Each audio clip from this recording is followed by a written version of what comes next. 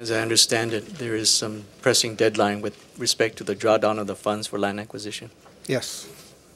Are you prepared to talk about that, or is that something Community Services has to speak to? I guess, well, generally speaking, there is a drawdown deadline of April 30th.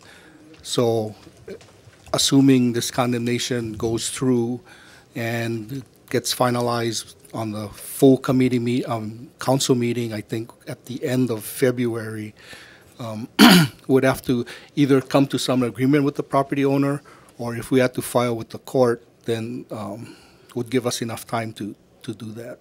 Okay, I see the Director of Budget and Fiscal here. He might want to add to that. Yes. Thank you. Good morning, Chair and members. For the record, Rick Smyer, Director of Budget and Fiscal Services. The timeliness for CDBG is measured at the end of April of this year. And that's what we have understood from HUD. We asked them if this does go into condemnation, and we do make the deposit with the court for the proposed price for the condemnation, would that count towards timeliness? And they have indicated to us that yes, as long as the check is deposited with the court by the April 30th timeline for measurement, then that would count towards the timeliness measurement. Mm-hmm. Mm-hmm.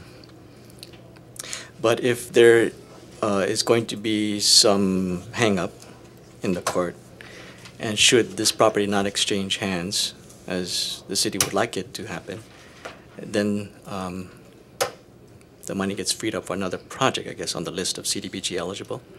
Yes, I think it would probably come into then, at the point that that decision is made, that by the courts, I guess, that the project doesn't move forward, then that would be the point at which I believe the funds would be freed up for whatever projects and alternatives would be on the list at the time the funds are freed, is my belief.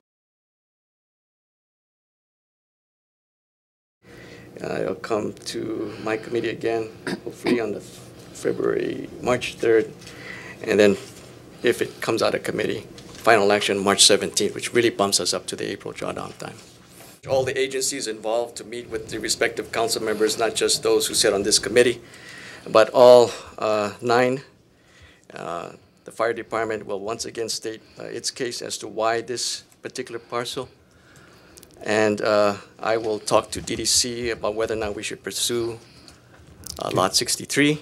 I want to see a PIM symbol notification memo from DPP for the record, so we make sure that we have that on file. And if I'm not satisfied when this thing hits the floor, I will refer it back to committee. Okay, just for clarification in terms of procedure. That's my procedure, no, sir. No. I understand. I've heard from you already. I'm just curious okay? in terms of timing, how it works, because you know the schedule of the council. No, yeah. You'll know that it'll be laid over for a month. Right. Yeah. And then in 1 month's time, you better get right. some questions answered. Right. So it will go back to this committee for further discussion. I'm just curious, if it goes back to committee, does it get laid over again to the next council meeting? Yeah. So there'll be a layover, and if it goes back to committee, then it gets laid over again, and then it goes to full council. And then HUD will be questioning as to why we haven't done the drawdown. Yes. Yeah. And I'm going to question why we took this long, bumping up to the timeline, to make these kinds of decisions. As what Chair Apo says, I don't like making decisions because I have a gun to my head. Yes. Okay? The vote has been taken. Okay. Moving on. All those objecting? The recommendation has been adopted.